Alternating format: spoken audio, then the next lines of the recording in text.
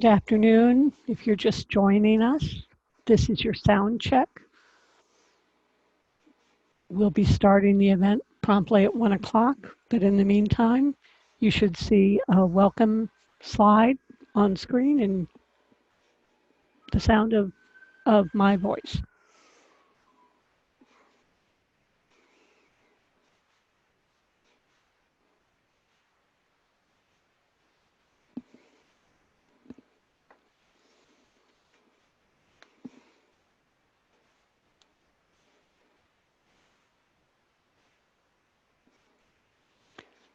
Again, if you're just joining us, this is your sound check.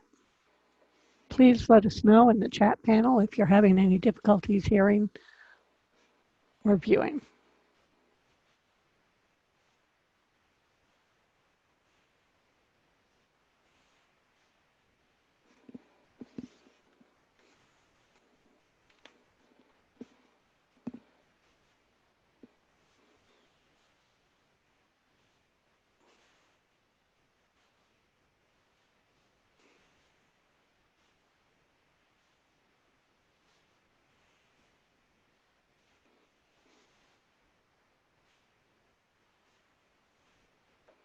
For those of you who are only just now entering the space, my name is Jill O'Neill, and this is your sound check.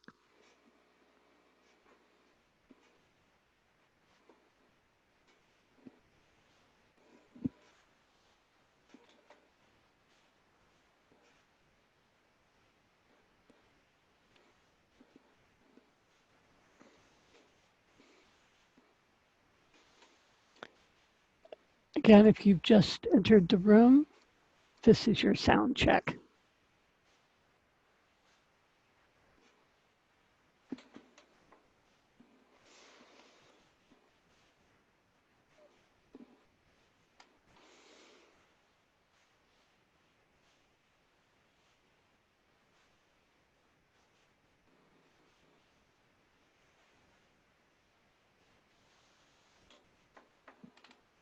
Okay, and it is 1 o'clock. Welcome to today's NISO monthly webinar. The topic of today's event is preservation and archiving of digital media. My name is Jill O'Neill. I'm Director of Content here at NISO, and I'll be serving as your moderator today. First, the basic housekeeping notes. You should be seeing a welcome screen for today's event. And you should be able to hear the audio portion of today's event, either through your computer speakers, or if need be, you can dial in and listen in over the phone. If you encounter technical difficulties during today's event, we do recommend checking with support.zoom.us.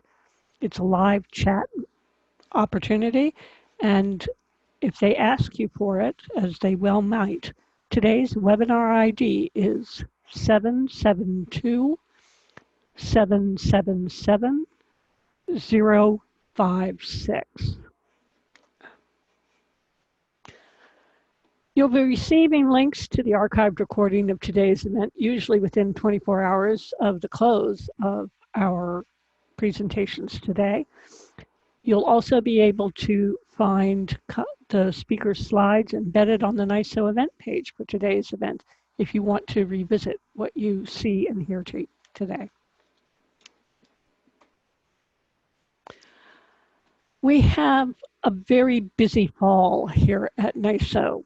Next week, for example, we have a virtual conference on the topic of sustainability and open access initiatives. That includes open science, open educational resources, open data. And if you, again, refer to the event page on the NISO website, you'll see we have a stellar lineup of speakers. It would be a shame if you missed that event because it's really quite topical and I think affects everybody within our listening audience. Then 2 weeks from today, there's a special NISO members only event that, and when I say members only, I mean both voting members as well as our Library Standards Alliance members. That webinar is on the topic of artificial intelligence and weighing the value for the information community. Again, additional details are on the NISO website, but it looks to be a fascinating set of presentations. In October, there will be a free informational webinar on KBART. Those working with their institutional knowledge bases may want to listen in to that KBART open hour. It's an opportunity to learn from the working group some of the ins and outs of the guidelines that they've been working on. And then finally, on October 9th, we will have another NISO webinar having to do with value add to cataloging. That said, probably the most exciting thing to look forward to, and please mark this on your calendars, the NISO Plus conference is going to be taking place February 23rd through the 25th, and that should say 2020, not 2019.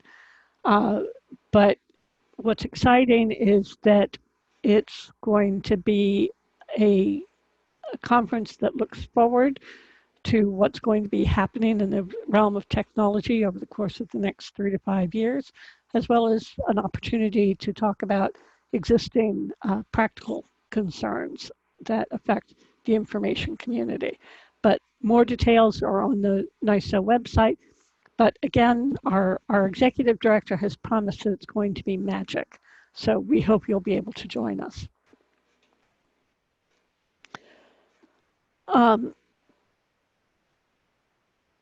Because of the rapidly evolving technology environment available today for streaming broadcasts and ubiquitous online access to content, the archiving of audio and video content, particularly for files deemed to be versions of record, may quickly become both time-consuming and labor-intensive. Because of the fragility surrounding the formats, there's tremendous interest in preservation activities. For example, the National Film Preservation Foundation announced earlier this summer grants made to 35 different institutions for restoration and preservation of newsreels, silent era films, culturally important home movies, avant-garde films, and other endangered independent productions. There is federal engagement both from the National Archives and Records Administration as well as the Library of Congress that consistently offer guidelines and recommendations. And the International Association of Sound and Audio Visual Archives published an initial edition of their guidelines for the preservation of video in 2018, and an expanded version of those guidelines should become available late in 2019. The expanded edition includes a discussion of the preservation of digital file-based video formats and the transfer of digitally encoded recordings in videotape form. Here at NISO, we also have a NISO working group that has coalesced around the need for establishing guidelines associated with metadata associated with video and audio assets, incorporating existing standards rather than creating new ones, but covering a variety of categories such as administrative metadata, semantic metadata, technical metadata, rights metadata, and much more. But this should indicate why it's so important that we have the 3 experts that we've gathered here today. And each of them approach the topic from a slightly different perspective. Our first speaker is Kira Sobers of the Smithsonian. She'll be followed by Clifford Anderson, Associate University Librarian at Vanderbilt and head of the Vanderbilt Television News Archive.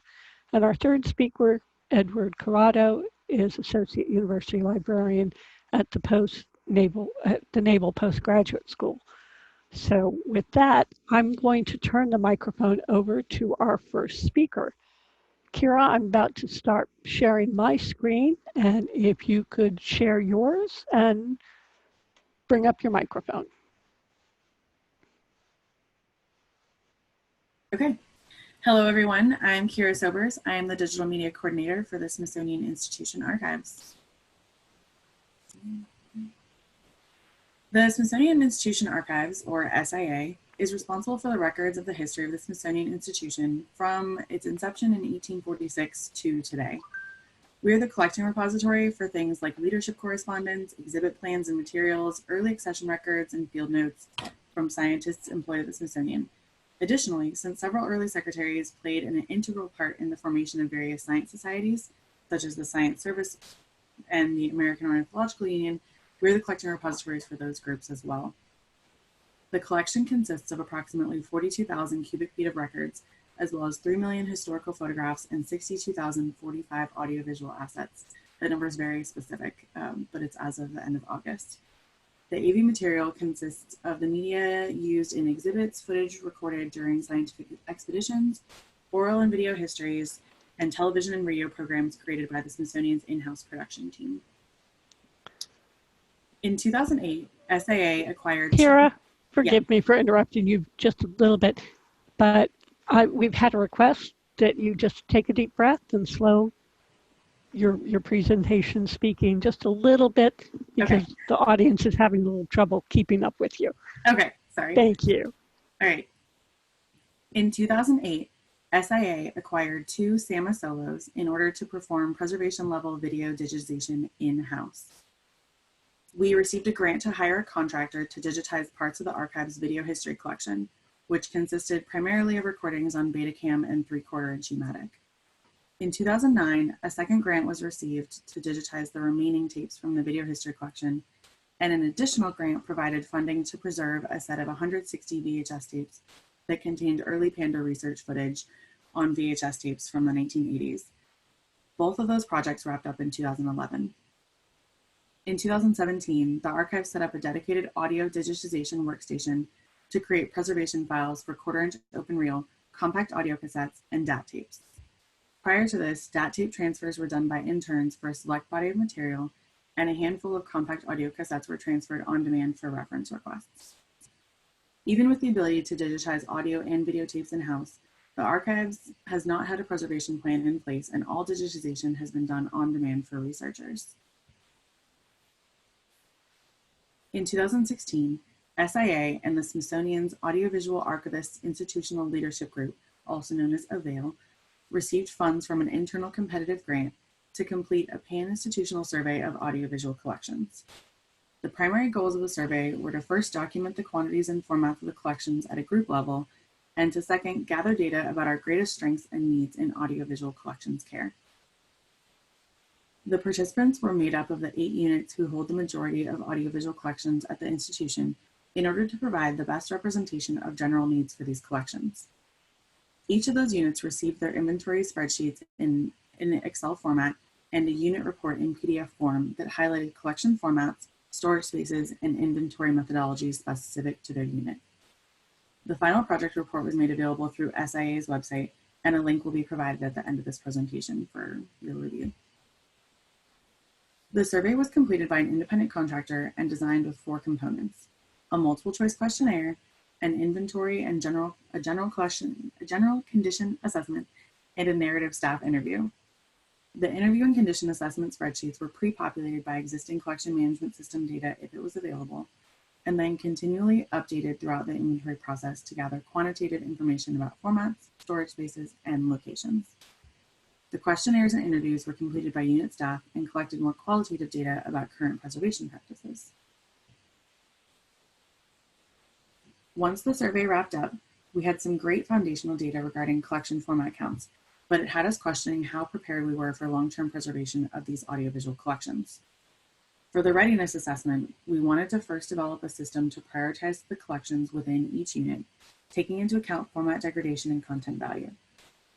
Next, we wanted to include a comprehensive evaluation of our current digitization workflows, staffing infrastructure, and costs of preservation.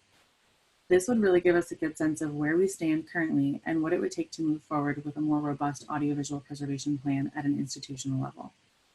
And lastly, we wanted to determine what the risk of collections loss would be under current preservation practices and given 2 preservation scenarios with constant variables.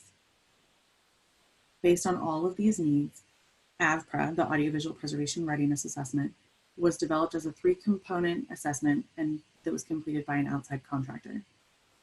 First, we continued the collection survey to include 3 additional units who showed interest in being part of this project using the same methodologies from the 2016 survey. We also allowed the original 8 units to provide collection additions to the 2018 survey data so that we would have the most complete information. Component 2 was collection prioritization using a modifiable, easy-to-use system to identify collections deemed high priority based on format degradation and content value. And this was a system that the contractors came up with themselves that was based on input from other existing systems that are around. Lastly, component 3 assessed the institution's overall readiness to undertake audiovisual preservation, determined our risk of collection loss with the current preservation rates, and provided 2 preservation scenarios. The project was designed by staff at SIA and was based on several assessments that have been performed at other organizations, such as the New York Public Library's Audio and Moving Image Collections Facilities and Workflows Assessment, and Indiana University's Meeting the Challenges of Media Preservation Strategies and Solutions. The survey identified 293,586 audiovisual assets across these 11 units, with a little over half of those being audio, and the rest being split pretty evenly between video and motion picture film. During both the narrative interview portion of the survey and the individual unit review of the readiness assessment, 5 themes emerged as common challenges to audiovisual preservation. For every unit, the primary concern was inadequate collection storage. Several units reported that the temperature and humidity in their storage spaces is often out of the appropriate range for audiovisual collections, and those with adequate climate controls reported having little to no room for future collection growth. Several units also stated that their audiovisual materials were stored in inappropriate physical housing, citing these lovely rusty film cans and acidic cardboard boxes as the primary housing issues. Improper physical housing and storage conditions increase the chances of degradation through sticky shed and vinegar syndrome and reduce the overall lifespan of the materials. Another common concern was equipment obsolescence and maintenance. Majority of legacy playback decks are no longer manufactured, and the parts needed to repair them are increasingly hard to find. It is also becoming more difficult to locate maintenance engineers with the expertise needed to diagnose and repair these decks. And without playback decks, video and audio tapes cannot be digitized and preserved. The survey and assessment also found that intellectual control over audiovisual collections is an issue for participating units, with 5 out of the 11 units reporting having less than 50% of their 80 collections cataloged at the item level. Cataloging aspects such as running time, base substrate, like acetate, polyester, nitrate, etc., and known condition issues along with title, format, and medium for each item can greatly assist with preservation. This allows for preservation prioritization and project planning, as it will aid in the decision to either tackle the most at-risk items first or all of the items of a specific format first. Additionally, knowing the content of your collection can help encourage advocacy for preservation because people are often drawn to the cool or unique stories that the collections can tell. I recently had a meeting with our advancement office, and one of the questions they asked several times was, what are some interesting videos or audio recordings in the collection that we can talk about when promoting this material? Of course, in order to have intellectual control over your collections, you need adequate staffing, which was listed as another concern by the units participating in the project. As you can see from this chart, across all 11 units, only 1 person is dedicated to preservation 100% of the time, and only 4 people spend 50% of their time doing preservation work. Of the 13 people who spend time on out-of-house preservation, only 4 of them are also engaged in in-house preservation activities, and only 1 person, the majority of time one person spends on any of those materials is 40%, with most of that time being spent on out-of-house preservation work. For the purpose of this project, in-house preservation includes the full digitization workflow of pulling and preparing an asset, including any cleaning or repairs, digitization and quality control review of the resulting files. And out-of-house preservation includes preparing and packing of the materials, administrative management of the vendor contract, and quality control of the files upon receipt from the vendor. So if out of the 21 people represented here, only 5 of them spend at least half of their time doing AV preservation work, what is everyone else doing with the rest of their time? Well, not all of the staff responsible for AV preservation are dedicated audiovisual archivists, and many of them have other duties and responsibilities outside of caring for these collections. Additionally, a fair amount of time is spent trying to gain intellectual control over materials within the collection in order to secure funding for preservation. As one of the primary concerns from the survey, funding plays a critical part in the preservation of audiovisual collections. We asked all participating units where they get funds for digitization of audiovisual materials. Units were able to select any of the sources that applied. As you can see, the two most popular answers were internal competitive funds and external competitive grants. This means that many units expend valuable resources such as staff time and expertise on writing grants to receive financial support for audiovisual preservation instead of being able to spend time on actual preservation activities. Less than half of the units have a line item in their budget for AV preservation, making the funding received from grants crucial to doing this work. So how many assets do we have left?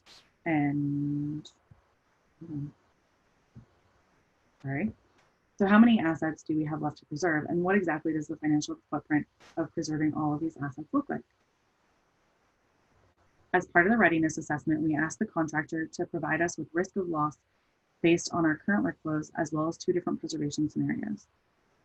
More information on how these figures were derived can be found in the final report for the preservation readiness assessment, and a link to that report will be provided at the end of this presentation. It is estimated that approximately 87% of the audiovisual assets across the participating units are currently unpreserved. Using our current staff capabilities and rates of preservation, this means that we are looking at approximately 188,893 assets lost after 15 years. The 15-year time frame is based on the Library of Congress's National Recording Preservation Plan for Magnetic Media, which estimates that after that time, collection items will no longer be viable for playback. While some of the collections, such as film or assets stored in optimal environmental collections, may be viable past that timeline, many of our collections will not. The estimated time to preserve all assets is based on the average number of assets being preserved annually, which is 485 assets per year across 9 units. This average gives us a better sense of a general rate of preservation and eliminates any data skewing that may occur from special projects with limited funding and support. Since we don't have 394 years to preserve the materials, we were also given 2 preservation scenarios. The first preservation scenario tells us what is needed in order to preserve all of the remaining assets in 15 years. To preserve 254,368 assets in 15 years, we would need to preserve 16,958 assets annually, a far stretch from the current annual rate of 485 assets. The ideal strategy would be to preserve our most common formats in-house, such as compact audio cassettes and quarter-inch open-reel audio tapes, while we could send about 25% of unpreserved collections to a vendor for digitization. The 25% accounts for rare formats that would require specialized knowledge and facilities and equipment, as well as any formats that require extensive conservation treatment beyond our in-house capabilities. The estimated annual cost for staffing and vendor digitization comes down to $2,721,575 annually, or $40,823,625 over 115 years. It should be noted that the number of assets to preserve does not take into account collection increases. It's simply based on the static number as of when the materials were surveyed at the end of 2018. Scenario 2 is based on a $5 million one-time budget. This scenario does not take into account the preservation work already happening at the units. It simply looks at what we can do with $5 million. Therefore, the estimated number of assets we can preserve with that budget is 32,783, leaving us with 221,585 assets lost. The time to preserve is left up to the individual units and the institution, since we would be able to spend the funds at any rate we saw fit. The report recommends the proactive preservation rate of 16,957 assets per year that's based on the previous scenario. Since under this scenario, the funding would be limited, it's recommended that the highest priority collections, as identified by the collections prioritization component of the assessment, would be preserved first. So those numbers are pretty scary, right? Fortunately for our collections, other people around the Smithsonian thought so too, and we've begun to gain momentum towards greater institutional support for AV preservation. Since the survey wrapped up in 2017, several collaborations have been recently undertaken that support audiovisual preservation. The Smithsonian's Digitization Program Office just oversaw completion of a mass digitization pilot project for quarter-inch open-reel audio tapes, one of our most at-risk and largest formats. The project consisted of a combined total of 272 tapes from 2 units being sent out to a vendor for digitization. During the process of sending out the tapes, workflows were established for preparing and documenting the physical tapes prior to being sent out, conducting quality control of the resulting files, and ingesting the files into a long-term preservation storage environment. The intention for this pilot is to eventually scale up to mass digitization of this format and apply these workflows to another at-risk format as well. The Smithsonian Transcription Center has also recently launched its audio transcription platform, TC Sound, to aid in the generation of invaluable metadata to help make these collections more accessible to the public. This platform helps to increase advocacy for these collections by educating the public on the importance of their preservation. It also helps people to be able to see the cool things that we have and hopefully support us preserving more of them. Additionally, the Audiovisual Archivist Institutional Leadership Group just hosted a 2-day video workshop on video digitization to train staff from across the institution on how to conduct preservation level digitization in-house. This training will help to increase our in-house rates of preservation and hopefully encourage more units to engage in preservation activities. Following a presentation of the results of the Preservation Readiness Assessment to stakeholders around the institution, funding for a few new positions was made available in order to continue the effort to advocate for audiovisual preservation around the Smithsonian. We have also been approached by several different leadership units around the institution to have discussions regarding the future of AV preservation at the Smithsonian. While exciting things are going on at an institutional level, changes are happening within SIA too. We have taken our individual unit data from the survey and used it to make strides towards preservation of our own collections. The top 5 formats identified for SIA specifically were compact audio cassette, motion picture film, 16mm specifically, quarter-inch audio tapes, VHS, and Betacam SP. And we are working on projects to deal with each of those formats. We just received funding from an internal competitive grant to rehouse over 1,700 motion picture film and quarter-inch audio tapes currently stored in rusty film cans and acidic cardboard boxes. We are also taking this opportunity to create item-level records for all of the assets that are being rehoused so that we can advocate for digitization of this material once the rehousing is complete. Additionally, SIA is in the process of digitizing the remaining interviews from our oral history collection, which are currently stored on quarter-inch open-reel audio tapes and compact audio cassettes. That project is slated to wrap up sometime in the next 6 months. We have also secured funding for and actually purchased new equipment to upgrade our video digitization equipment. The SAMAs that we have in our workflow right now were acquired in 2011. They're the newer versions and are no longer ideal for creating preservation quality video files. We are moving towards new workstations that use open source tools to help us more easily adapt to evolving preservation standards for video preservation. Having new workstations will also allow us to be able to take care of those VHS and Betacam tapes that are listed on our top 5 formats. Furthermore, we now have a new line item in the budget for AV preservation, including rehousing materials, equipment maintenance, and external vendor digitization of our at-risk formats, such as our 16mm film, which is a format that we can't do in-house. Thank you so much for listening. Here are the links to the 2016 Pan-Institutional Survey of Audiovisual Collections Final Report and the Audiovisual Preservation Readiness Assessment Final Report. Kira, thank you. That was really a very interesting overview.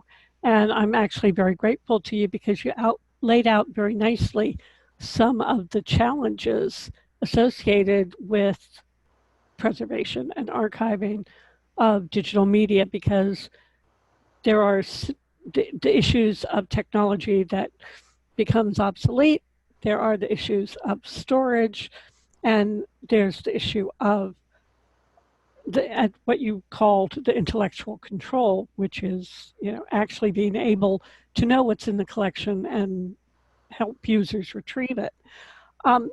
Could I ask you very briefly, just to go back to the slide where where you showed the preservation scenarios? There Absolutely. was a question about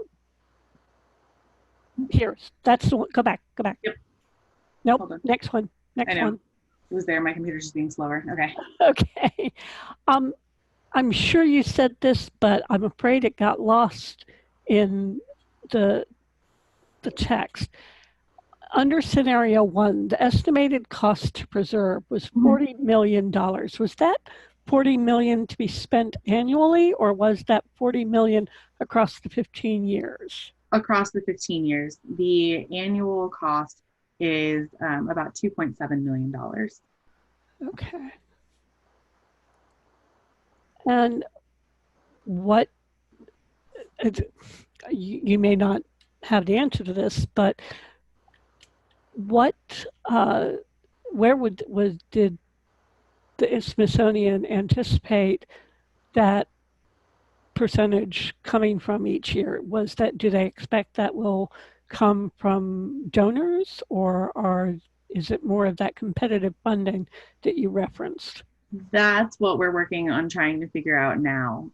We have had some meetings with our advancement office to try and determine where that money is going to come from. The $2.7 million annually is just for staffing and vendor digitization. For both scenarios, we estimated that approximately 75% of the collections would be done in-house and by full-time staff that would be working on it. And then 25% would be done out of house with a vendor, and accounted into the vendor cost, not only the cost of vendor digitization, but also the cost of having staff to manage and administer the contracts, as well as deal with the files when they get back. And right now, that money might exist in various little pockets around the institution, but doesn't exist in one central location where it's accessible for all of the units that need it. So we are hoping that that question will be answered very soon. Well, I think like any large entity, the Smithsonian probably, yes, has difficulty making sure that the money gets allocated evenly and equitably across all the different preservation activities it has. But it's encouraging to see how much that it's encouraging that you all did this survey to ascertain what was at risk and what it would take to preserve it in a timely fashion. So thank you. This is really a very interesting and frankly a somewhat alarming discussion of what we could lose.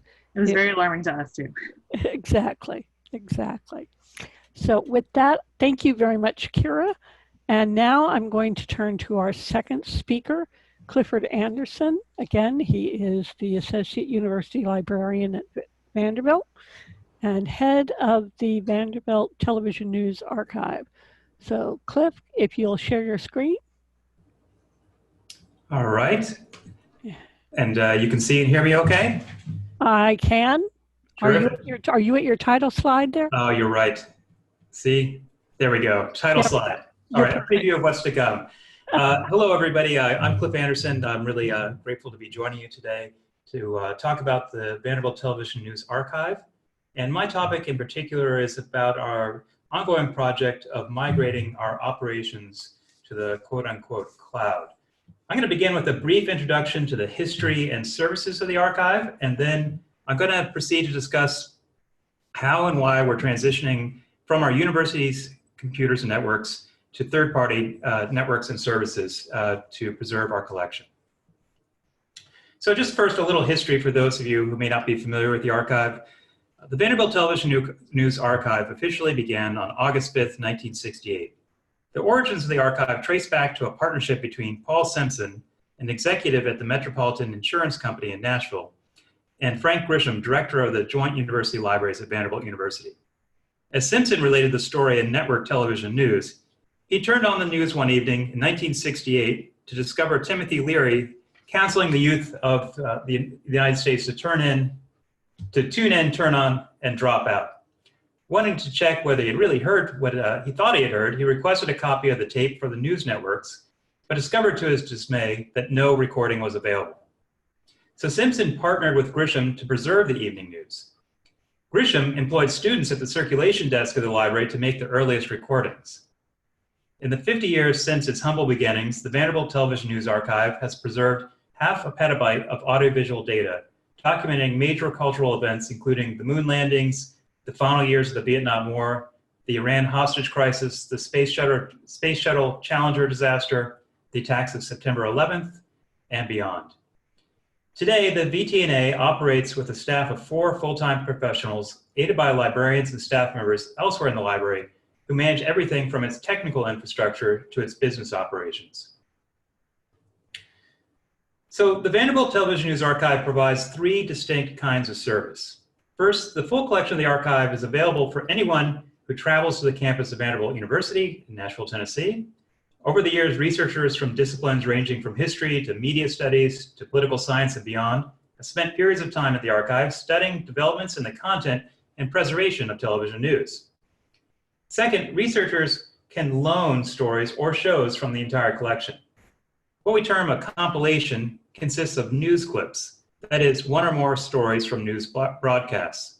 A duplication, by contrast, contains the entire broadcast, inclusive of commercials. The archive charges a fee for these loans to recover its costs. Nowadays, the archive generally loans media on USB drives, which researchers may keep for 30 days and then must return to us. A third service is available to nonprofit educational institutions in the United States. For sponsors of the Vanderbilt Television News Archive, the staff provides streaming access to its collections of news programming, specifically from CNN and NBC. The technology of the archive developed over 50 years, and like an ancient city, different strata combine to support its surface architecture. While our collection is now almost entirely digital, the process of recording, capturing, describing, and providing access to its contents relies on a heterogeneous set of technologies from distinct eras. The workflow at its simplest is straightforward. The staff of the archive record the evening news broadcasts of the major television networks and select cable news channels using an enterprise digital video recorder, a DVR. They then apply a timeline to the recordings and create derivative versions, sending archivable copies into long-term storage while generating lower resolution access copies for streaming. Next, staff members create metadata for the recordings, dividing the shows into segments and providing 1 or 2 sentence abstracts for each clip. The final step in the process is to link videos with metadata and the shows and the segments in a database, making the information about shows and segments available to the public through our website. This description is, of course, idealized. Exceptions exist to nearly every rule at the archive. For instance, the staff members record breaking news as well as scheduled news, and a DVR cannot anticipate in advance when breaking news will occur. Oh, and I'll come to the question about what enterprise DVR we use in just a moment. Thanks for the question, though. We've also burned a lot of tape, saving 6-hour blocks of news programming so that in case there's a breaking news event that occurs when we're not paying attention, we'll still record it. But as we develop stronger partnerships with other programs like the Internet Archive's Television News Archive, we're resting a little easier these days, knowing that if we miss an event, we should be able to retrieve a copy of the broadcast after the fact from a partner.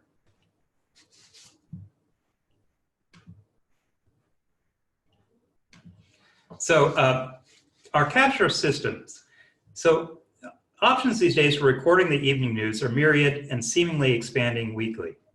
A primary distinction to make is between broadcast, cable, satellite, and over-the-top delivery systems. We're all familiar with broadcast systems, though the switch from analog transmission to digital signal has introduced new advantages and complexities. Among these complexities is the difference in digital standard between the United States, which uses the Advanced Television Systems Committee standard, ATSC standard, and Europe, as well as much of the rest of the world, which uses a competing digital video standard, the Digital Video Broadcasting Terrestrial Standard. In some countries, cable has overtaken broadcast television, and networks no longer broadcast television at all.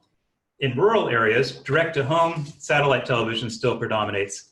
And over-the-top delivery, basically television programming delivered through the internet, is growing steadily. The VTNA uses Snapstream to record the evening news broadcasts. Snapstream is an enterprise DVR capable of recording up to 100 channels at once. The VTNA records from cable rather than over the air. And as an aside, we capture the Nashville edition of the news, which may differ from broadcasts in other regions, since local preemptions and commercial content may vary by region. While the VTNA relies on enterprise technology to record the news, cheaper options exist. For example, you can use a low-cost microcomputer like Raspberry Pi to capture television news programming. If you're unfamiliar with the Raspberry Pi, the Pi is essentially a complete, if low-powered computer that comes without the typical peripherals. While designed for hobbyists, Raspberry Pis have found a wide range of business uses. And the Raspberry Pi Foundation manufactures a series of so-called hats, stands for hardware attached on top, that extend the functionality of their underlying Raspberry Pi, including a Raspberry Pi TV hat to receive and stream digital television broadcasts. The cost of this hat is $21.50, but it uses the DVB-T2 standard for digital broadcasts rather than the North American ATSC 3.0 standard. Since these devices are low-powered, the strategy would be to use them to capture broadcasts and to stream the data they collect to cloud-based servers for processing. Which brings me to storage systems. Another way that we're relying on the cloud these days is to store our video files. After 50 years of recording, the collection of the VTNA takes up, as I said, close to half a petabyte of storage. When you get to that level of data, standard options for storing the collection no longer function adequately. The VTNA keeps its collection safe by storing copies in different formats and locations. We have full copies of the collection up to a certain date on videocassette and DVD, located off-site in a special collections facility, as well as on our supercomputing center, the Advanced Computing Center for Research and Education at Vanderbilt. A partnership between the Library of Congress and the VTNA also puts copies of every show we record on deposit at the National Audiovisual Conservation Center, the Packard campus of the Library of Congress in Culpeper, Virginia. But we're nowadays also keeping a version online.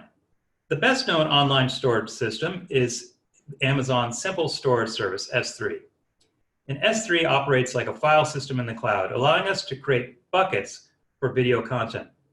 The cost of storing data in S3 depends on how often you need to access that data. Different options exist for standard, variable, and infrequent access. A related service called Amazon Glacier provides the ability to back up data to virtual tapes. The cost of keeping data on Glacier also reflects the likelihood of your needing to get it back. If you need the data back, S3 Glacier allows you to retrieve it within the space of a couple of hours. An even lower cost service called S3 Glacier Deep Archive allows you to reconnect with your data, but restoring it takes half a day. So, as I mentioned, at the core of the Vanderbilt Television News Archive is a workflow for recording, transcoding, describing, and making news programming accessible to the public. At some point, we'd like to automate the entire end-to-end process, but we're not there yet. We have made significant progress towards that goal, however. At present, the process of moving videos and related metadata from Snapstream to Amazon Web Services S3 takes place according to an automated schedule.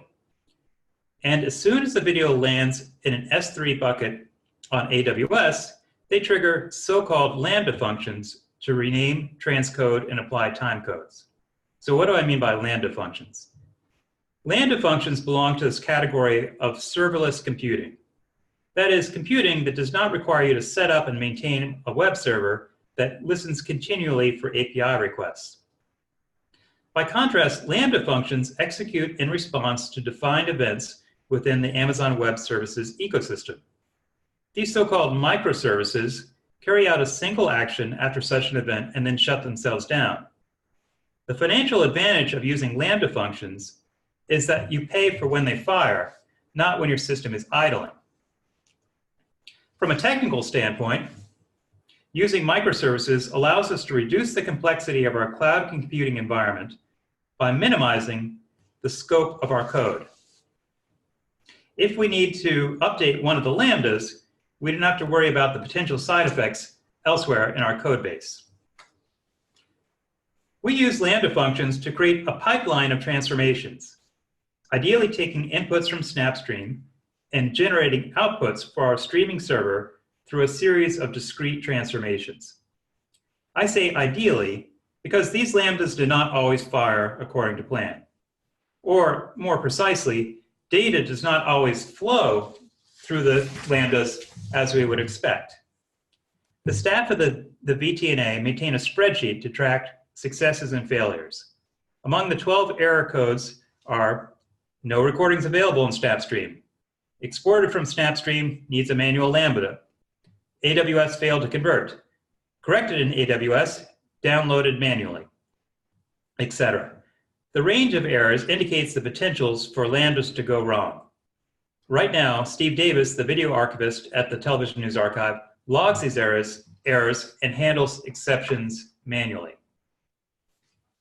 Keeping track of such errors is a painstaking task, and to a degree, contradicts the goal of automating our data pipeline.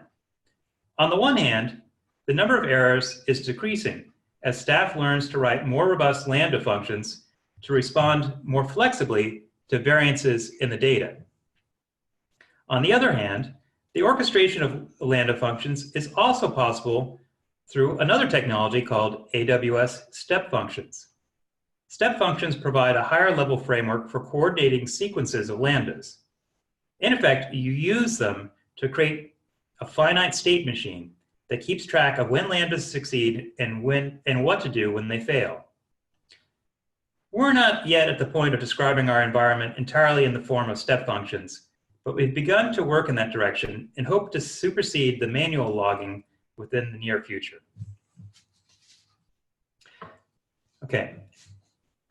The website of the Vanderbilt Television News Archive provides distinct ways to explore and search its collection.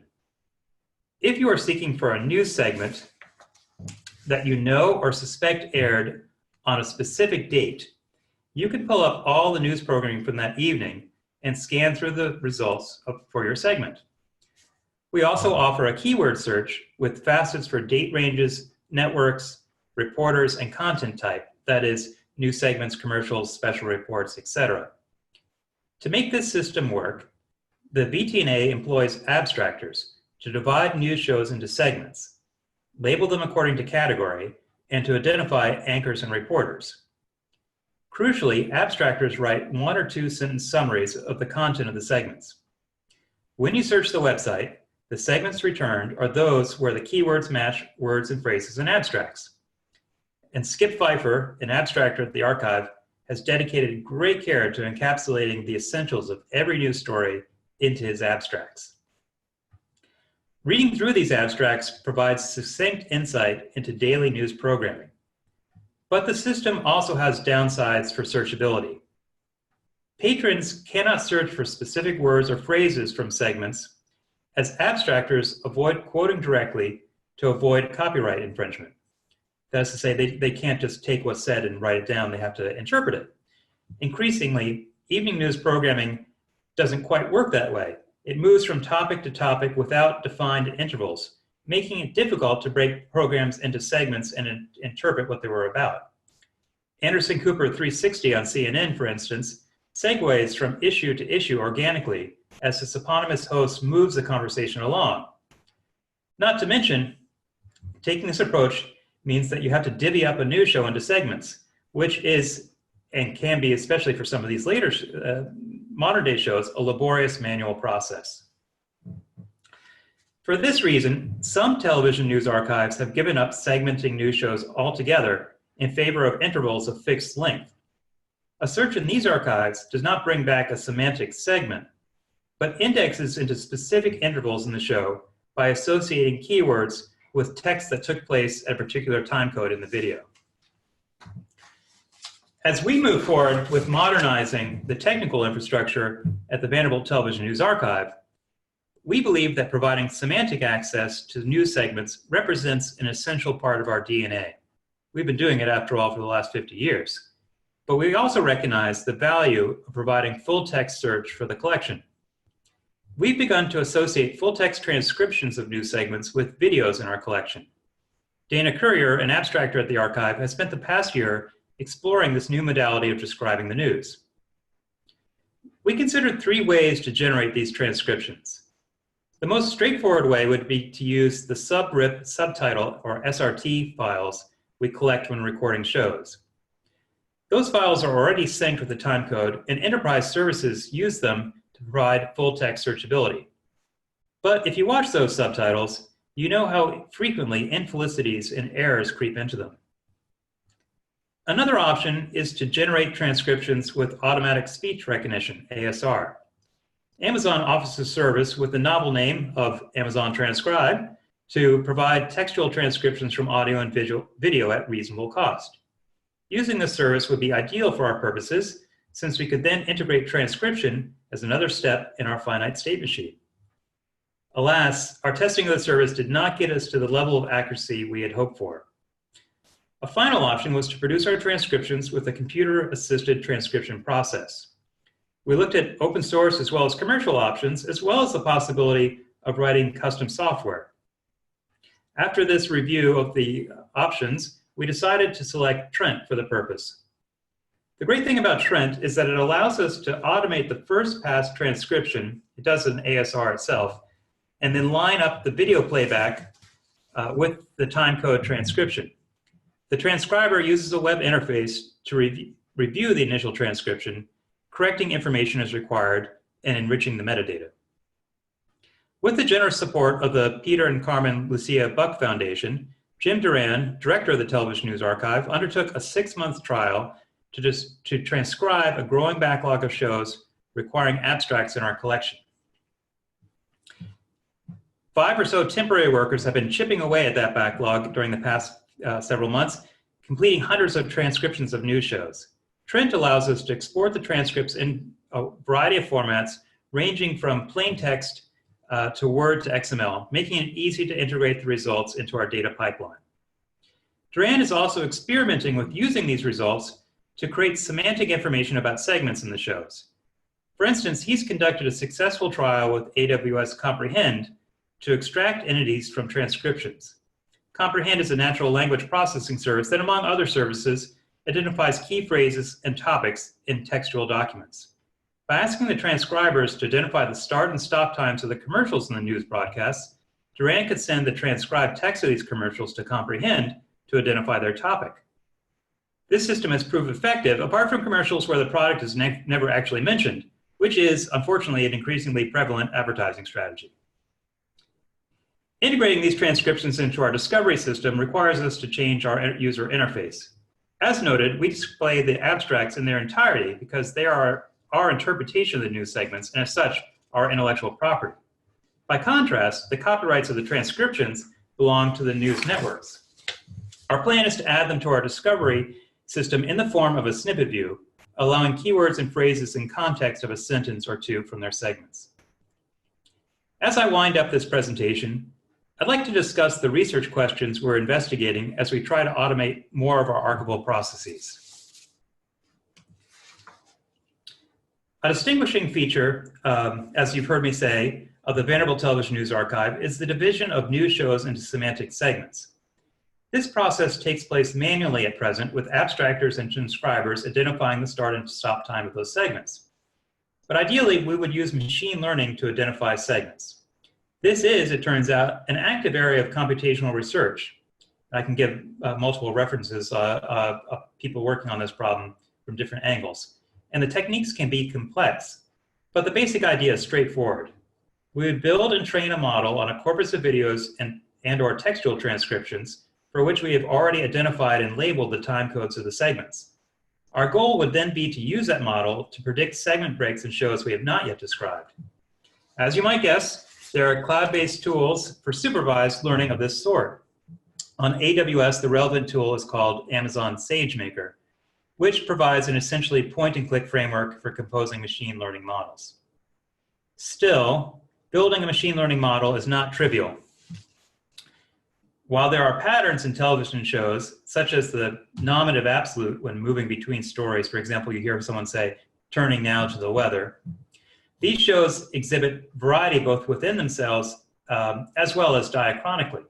CBS News in 1970 is not the same as the CBS News of today. A question we also need to explore is whether we could train these models or on the videos or on the transcriptions or maybe on a combination of both. Given the complexities, we're exploring partnerships with faculty and graduate students in computer science to create and deploy machine learning models of this kind. There remain off-the-shelf machine learning tools we also hope to try out in the meantime. AWS Recognition provides a set of out-of-the-box services to analyze videos, including celebrity recognition, scene detection, and the ability to pull out text from images. We hope that by using these tools in advance of our transcription efforts, we can speed up our metadata work. Let me conclude by listing challenges we're facing. First, we're seeking to keep pace with developments at both AWS and other clouds. The other major cloud environments, Microsoft Azure, Google Cloud, IBM Watson, are competing with one another to capture this fast-growing market. We try to pay attention to developments in all these clouds, monitoring solutions and costs. For a long time, we relied on cloud storage at Oracle because the cost profile was lower than at Amazon. But taking a so-called cloud-agnostic or multi-cloud approach inevitably requires working at a higher level of abstraction and expertise in third-party frameworks like the so-called serverless framework. In the end, the limitations of time and staff at the Vanderbilt Television News Archive, as well as the limitations of support from the cloud services team at Vanderbilt University IT, means that we need to look at Amazon Web Services first before considering competing frameworks. If we cannot find a solution at Amazon, we frequently find that alternative software products from smaller companies have a way to integrate their services with Amazon. The shift to the cloud has been positive for the Vanderbilt Television News Archive. We've made gains in reliability, insight, and operational agility. We see a wide horizon of opportunities to add value to our data by drawing on existing and emerging cloud-based tools. But this shift constantly stretches us, pushing us to learn new IT frameworks, programming languages, and protocols. We are keenly aware that we cannot make this transition alone, but must work in partnership with IT colleagues in the library, the university, and at commercial firms. In the long term, the biggest challenge may not be porting our operations to the cloud, but the accompanying changes to our work culture as we archivists embrace a DevOps mindset. That is, working in partnership with IT specialists to collaboratively improve our systems step by step, bit by bit, to meet the evolving needs of our patrons. Okay, thanks very much. I look forward to your questions. Cliff, that was tremendous, and thank you so much. There are a couple of questions from our audience. Okay. Let me just make sure you did respond to the question about what model of enterprise DVR you use. Right. So we use Snapstream as I described, and Okay. That's the commercial service that I think a lot of people sort of in the commercial realm use as well. Okay. Then another question came in. How does your institution deal with copyrights regarding providing access to the news? Right. Well, this is a great question, and we could spend an entire time talking about this because it's a great topic. Vanderbilt has, it's a long history, but in the early days of the archive, the copyright of these transmissions was not well established. And in fact, a lawsuit began over whether we had permission to record them at all. And of course, from Vanderbilt's perspective, what we're trying to do is provide access to the public record in a way that none of the networks at the time were doing. Things have changed in the meantime, and there are corporate archives that are now recording at the networks as well. But before that lawsuit went through the court system, it was preempted by the 1976 Copyright Act. And if you look at Section 108F3, there is the so-called Vanderbilt Clause, which allows us to record news programming and to loan it to users on a cost recovery basis. And so that's really at the heart of what we're doing now. That continues to be our model. But we also have worked with the network since to offer this streaming services to educational institutions. That's not covered by 108F3, but that's covered by contract with the networks themselves. Does that answer the question? We'll find out. I'm sure the individual will let us know if there needs to be additional scope granted. Another question that came in, and I'm not sure I understand it, but I'll hope you will. Has the team found a way to fixity check objects that are stored in Glacier while minimizing egress charges? And is this or any other fixity checking driven by Lambda functions as well? No, but we aren't doing that, but I think it's a fantastic suggestion. So I'm going to take that back to the team. So what I understand that to be asking is, you know, we're storing the video files in Deep Glacier, and you know, basically what we're doing is we're keeping as few files active in S3 because that's more costly. So after we've done a lot of the transformations that I've talked about, the files get moved from S3 into Deep Glacier. But I think it would be wise over time to just make sure that these files haven't been experiencing any bit rot. So in that sense, you'd have to get them back maybe at fixed intervals. I'm speaking off the cuff here, but it's a great idea to check them every once in a while to make sure that's not happening. Of course, you know, the reliances you get from Amazon would be that they're at 5 nines of reliability or whatever. But I think when you're an archivist, you always want to check that yourself. So I think that's a great suggestion and something we'll look into. And one final question for you. What metadata schema do you use?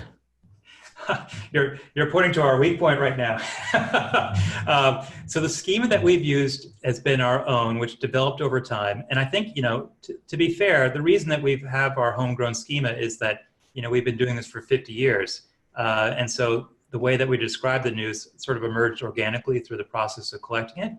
But we are actively right now, as a part of also just modernizing our processes, seeking to move to a defined metadata schema. The two that we've been considering are EBU core and PB core. And it looks like at present that we'll be moving to PB core. Well, there are so many other questions I would like to ask you, because I think just what you outlined about what you're having to do with transcription sounds like that could be another presentation all on its own. It's an area that, of course, NISA pays attention to internally, simply because we want the transcriptions for our webinars to be as accurate as possible. And we do see where there are gaps in what the end product is that our provider offers us. So there are a variety of challenges that come with dealing with transcripts that have to do specifically with production, much less the searchability after the fact. So I think, again, that to me sounds like a whole nother potential article or presentation right there. Well, thank you again for including me today. I really appreciate it. Well, always great to have you. And now we're going to turn to our third speaker this afternoon. Edward Corrado is Associate University Librarian at the Naval Postgraduate School. He is an experienced librarian, administrator, and information technologist.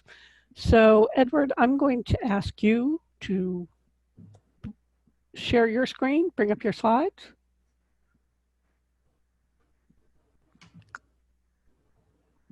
Okay, just go into slideshow mode.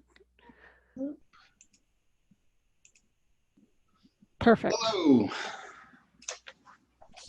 And you're good to go. All right. I'm going to talk about something that's maybe not as big of a project as the previous two people, but in some ways it's going to be more of an overview even than talking about a specific project. But I got to say I'm really impressed with what the Smithsonian and Vanderbilt are doing.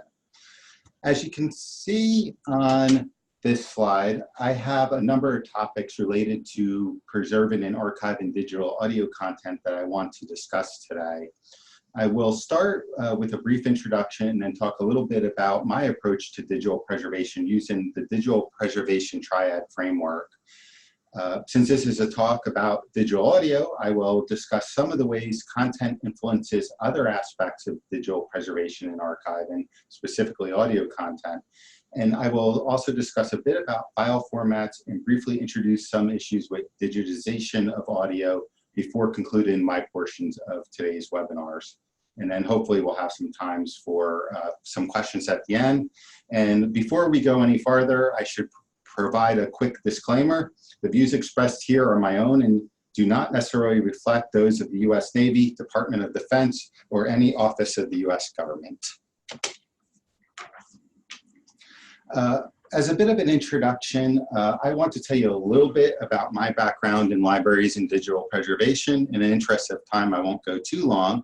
But when I was a director of library technology at Binghamton University in New York, we were the first academic library in the world to implement the Rosetta digital preservation system, a product by Ex Libris. And I have presented numerous times and authored a number of articles related to digital preservation and co-authored a book with Dr. Heather Moulezan-Sandy on digital preservation for libraries, archives, and museums, which is now in its second edition.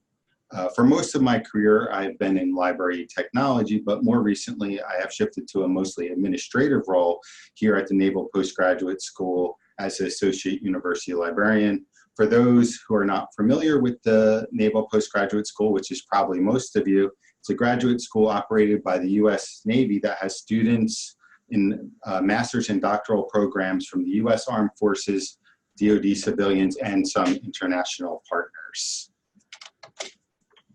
I'm pretty confident that a large majority of the people watching this webinar have a good concept as to what digital preservation is. But before I go too much farther, I want to make sure everyone is on the same page as to what at least I am thinking about when I talk about digital preservation. There are various definitions, but I like the one on the screen probably the best. One reason is it's not all that long. You see a lot of these definitions of digital preservation that are just too long for non-professionals to quite understand. And also it points out the necessity of active management and that the purpose of digital preservation is access, either now or into the future. I find when talking to some people, including or maybe even mostly IT professionals that are not really familiar with digital preservation, they particularly don't understand or at least do not consciously think about the need for active management of content over time, and they don't necessarily consider implications of ongoing access over the long term. They more just think about saving the bits and the bytes. Without some level of access, there really is no reason to invest the necessary resources required to preserve digital content. As we saw earlier, for the Smithsonian, that's over $40 million over 15 years. Before getting into the specific topic of preserving or archiving digital audio files, I want to mention what I would consider is my approach, or perhaps better said, my philosophy of digital preservation. I would consider, it could be represented by the digital preservation triad framework that my colleague, Dr. Heather Moulezan-Sandy, and myself developed. There are three parts of the triad, and they are management, technology, and content. As you can see, they are interconnected, and all three have significant impact of the others. It's not a straight line. It's very complicated and different interconnections between all three of these. Management is at the top of the digital preservation triad because without management support, the technology required for digital preservation and the content center aspects of digital preservation are not sustainable. Management must set appropriate policies and secure the resources, which could be human resources, technological resources, and of course, financial resources. Management also needs to implement policies and procedures related to acquiring, appraising, and otherwise working with the content that must be preserved. Another key managerial responsibility is ensuring that digital preservation is a priority for the organization. A lot of times digital preservation does not have an immediate value proposition to funders, be it the provost in my case, or the university president. So we have to convince them that this is a long-term investment and it's worthy of them investing in that, and that's management's role. Technology is the second aspect of the digital preservation triad. It probably goes without saying that without technology, there can be no digital preservation. Technology used to be a major concern of digital preservationists, and while it's obviously still an important concern, is perhaps not as daunting as it once was because of increased knowledge, ongoing improvements in technology, and the emergence of best practices. Although important, technology by itself is not sufficient. As Joyce Ray wrote, we now recognize that preservation cannot be accomplished by technology alone. Content is the third element in the digital preservation triad. However, in many ways, it is the most important, since without content, there would be nothing to preserve and no need for a digital preservation program. There is no motivation to start a project, hire personnel, and procure and implement technology if you have nothing to preserve. Content should not be viewed as one size fits all. And all content is not the same. Different types of content require different technology and different management decisions and possibly different metadata and other concerns. As Seamus Ross has written, our approach to preservation must be variable and digital object responsive. This requires us to consider the types of content we are attempting to preserve and also to consider who the current and future users of the content and what purpose they might want to access the content for in the future.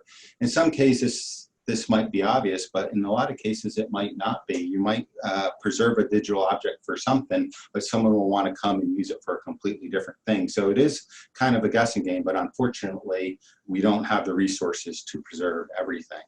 Another human element of digital preservation is that we need personnel that are working on digital preservation initiatives. Do we have the right people in place with the right training, the right education, the right time, and the right resources to accomplish management's goals? Focusing on these human elements are important to ensure that a digital preservation project is both successful and meaningful over time.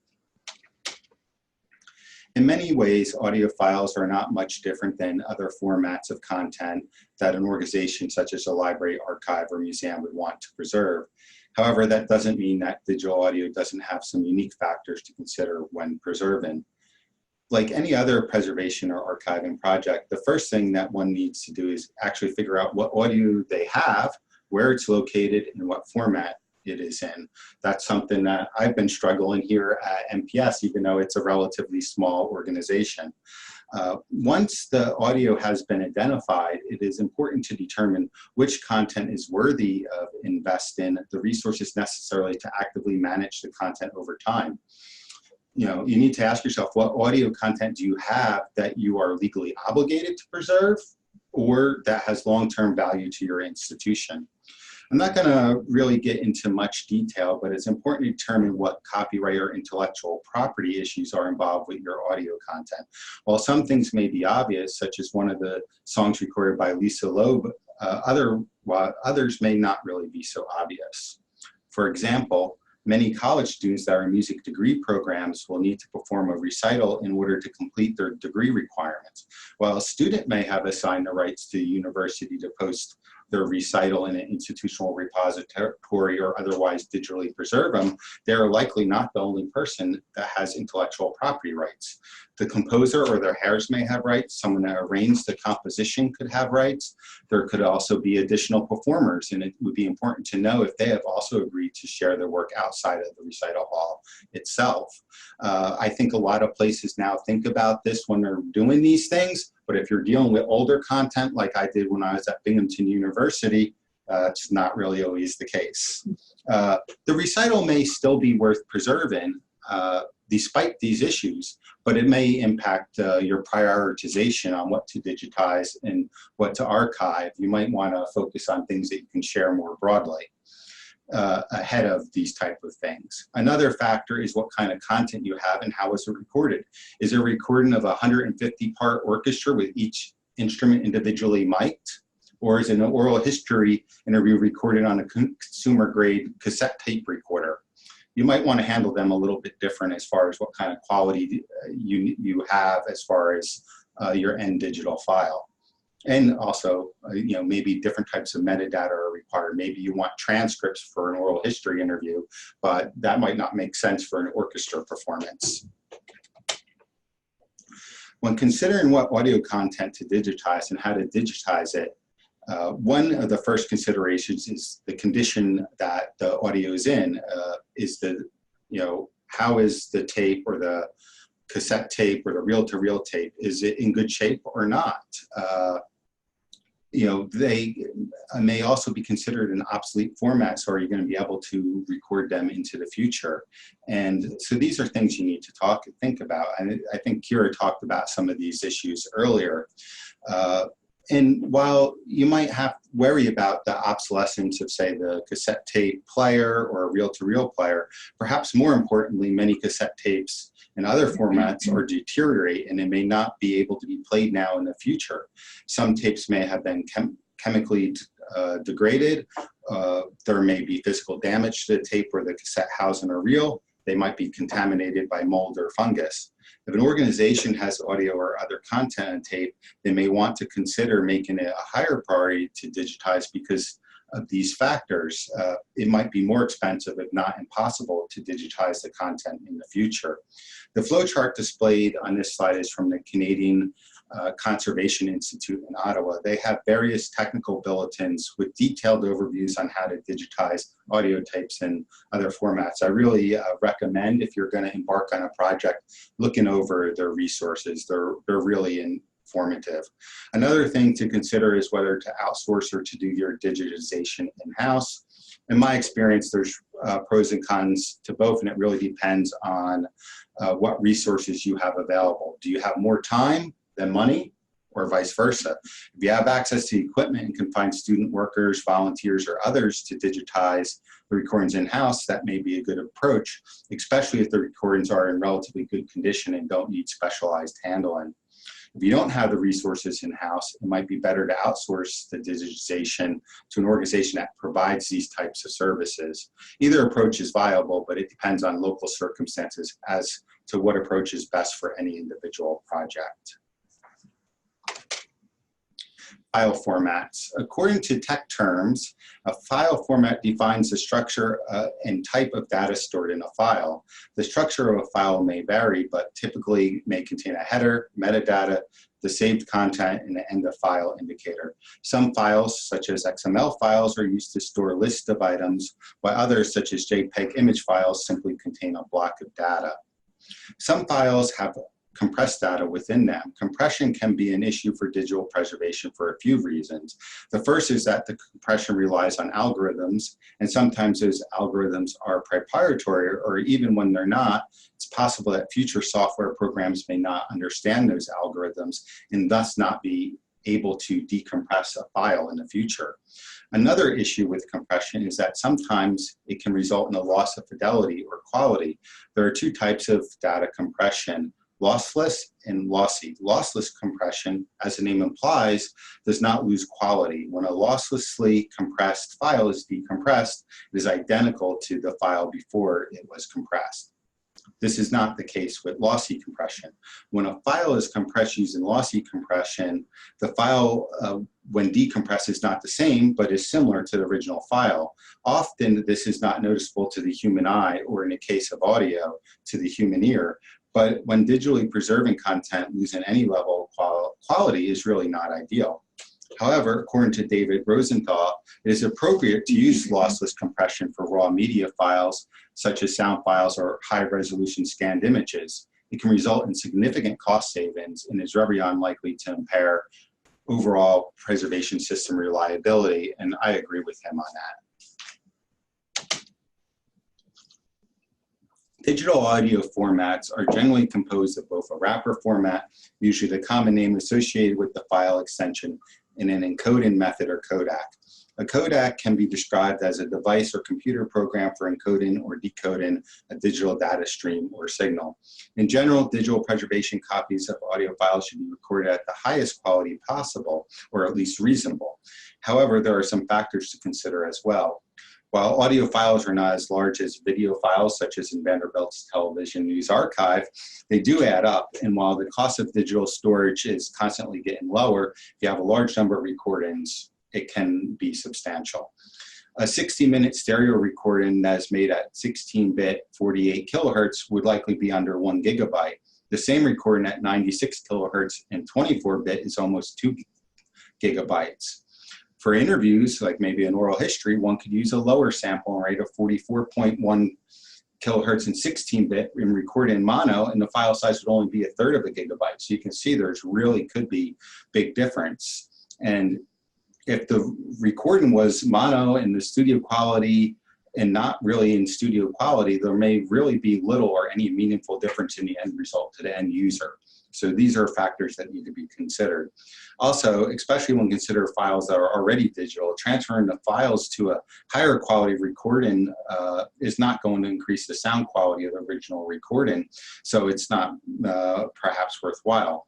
When transferring analog formats, higher quality equipment may not be cost effective, especially if the original recording is low quality and the fidelity of the recording is not the most important aspect of the project. Finally, there is a consideration of access. If the files are large, they may take longer to access. In some formats, while great for digital preservation, may not be compatible with end users' equipments or web browsers or their computer. For these reasons, some people may choose to make both a preservation copy and an access copy available, or configure their digital repository to convert files on demand. The U.S. National Archives has a list of file formats that they accept for federal records management deposits. This is something that we're dealing with actually as we speak. I have someone come in this afternoon to give us information about digitizing some of our contents so that we can send them to the National Archives. In the guidelines, they specify some file formats and codecs that they either prefer or will accept. There are two preferred formats are broadcast wave and FLAC.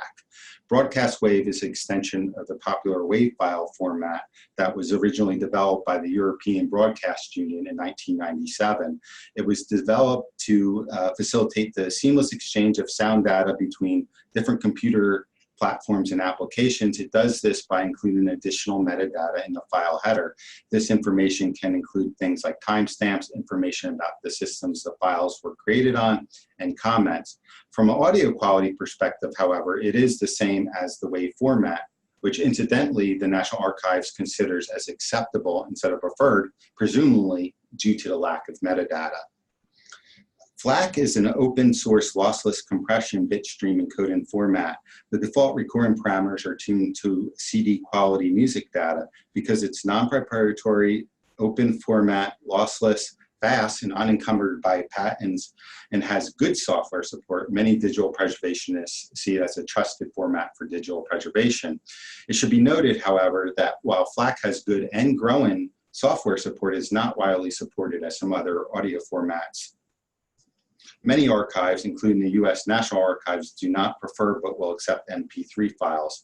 MP3 files have strengths in that MP3 is an open standard and is in extremely wide use. There are many tools for encoding and decoding MP3 files. In the past, some digital preservationists were concerned about potential patent issues, but as of April 2017, all patents associated to MP3 usage have appeared to expire, so it's no longer a concern. MP3 files tend to be smaller than other formats, but part of this reason is because they use lossy compression in their codec, which discards or reduces the precision of the audio that are in ranges that humans cannot typically hear.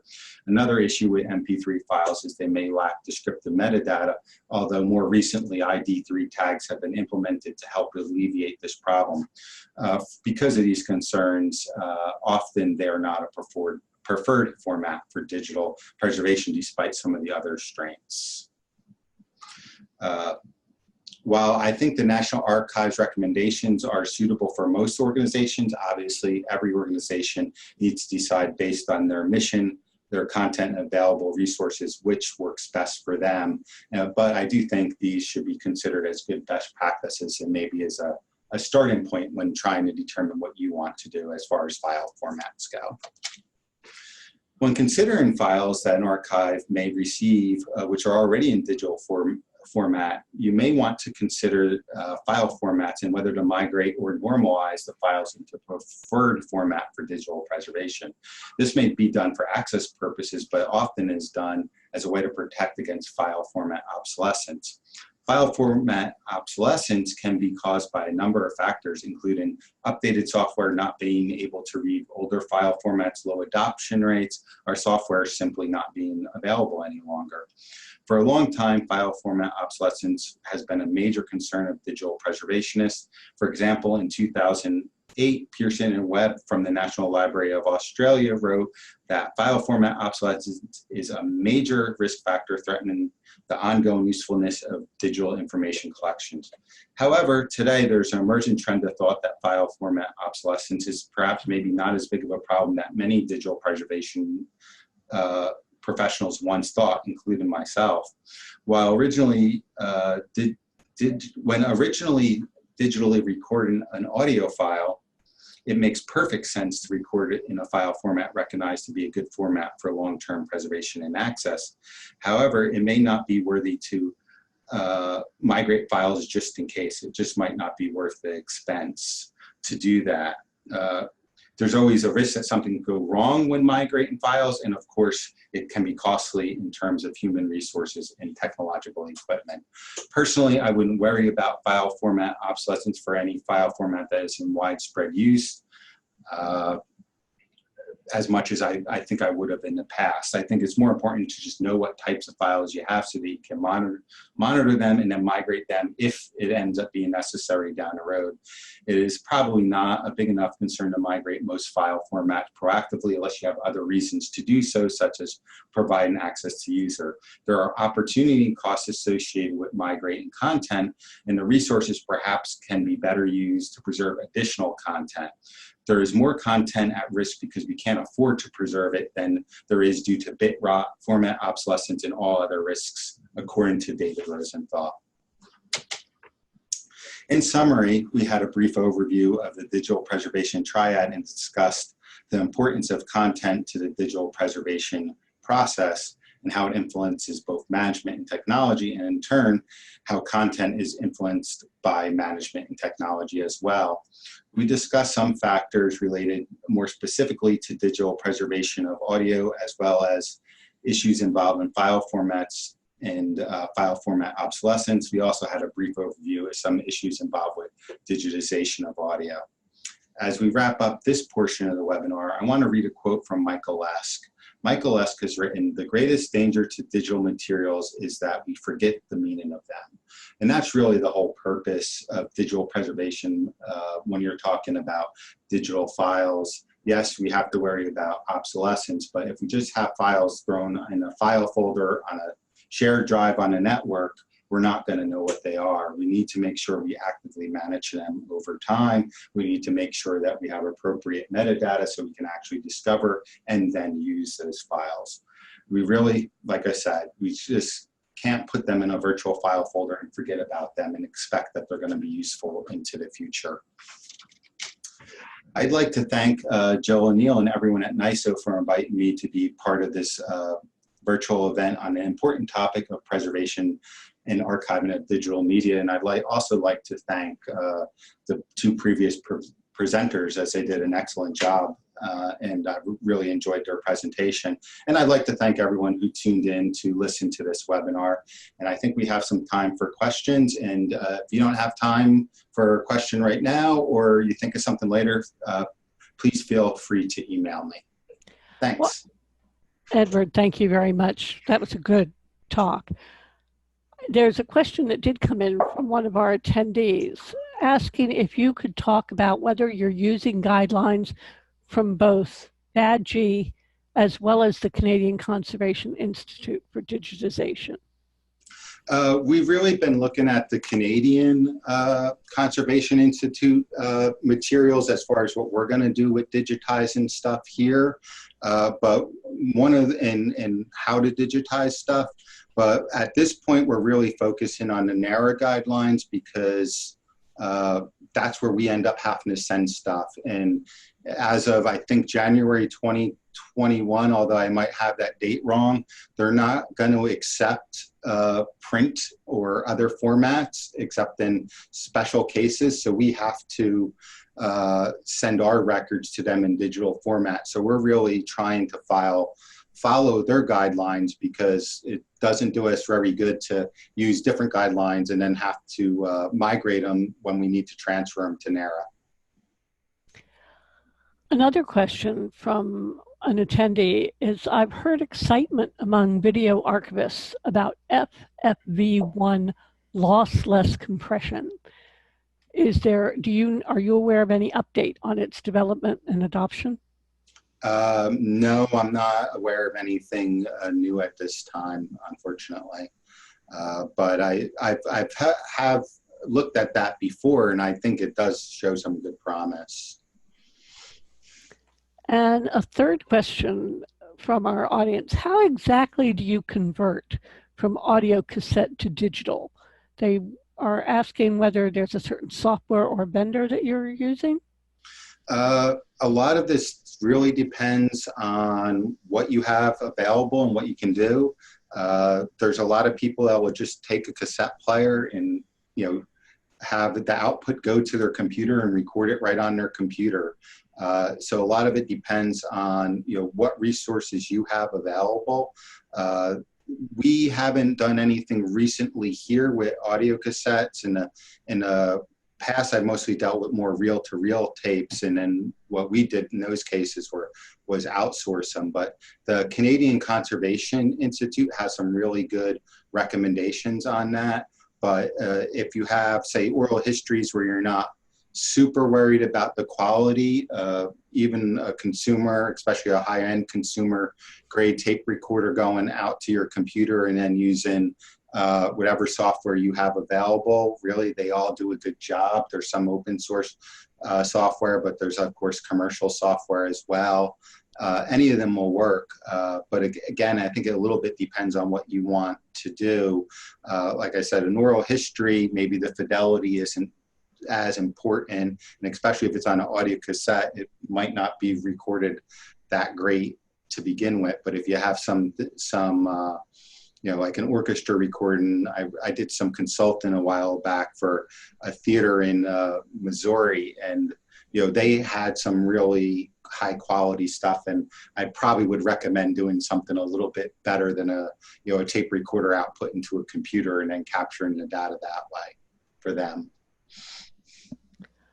Well, I want to thank all of our speakers today because this has been a truly substantive 90-minute webinar, and I'm very grateful to all of you for sharing your expertise with the NISO audience. For those of you who are attending here today, be aware that when you leave, you'll be presented with a survey form that asks for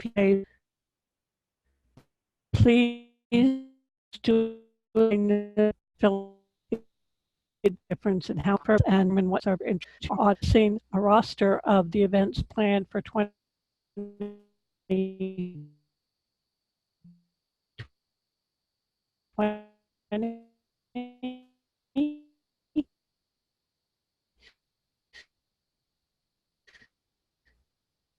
About these has been thank you, Edward, to Kira, and to Clifford for their time, and we will welcome back our LSA members to next month's webinar that has to do with value-added cataloging.